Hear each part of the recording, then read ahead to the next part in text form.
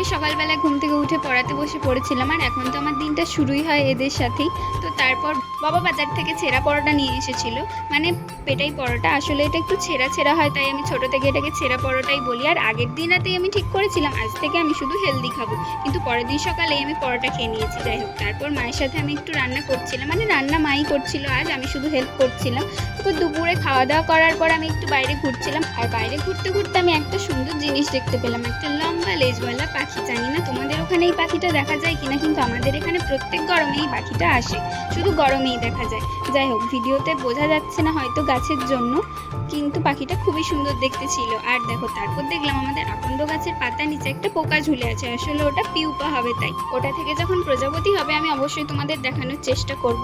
আর তারপর বিকেলবেলায় পাশের বাড়ি থেকে কয়েকটা লিচু দিয়ে গিয়েছিল, লিচুগুলো ভীষণ মিষ্টি ছিল, তো আমি তো বসে বসে অনেকগুলো লিচুই খেয়ে নিয়েছিলাম। তো তোমাদের সাথে দেখা হবে আবার পরের ভিডিওতে। আর আজকের ভিডিওটা যদি তোমাদের ভালো লাগে লাইক করে চ্যানেলটা সাবস্ক্রাইব করে দিও।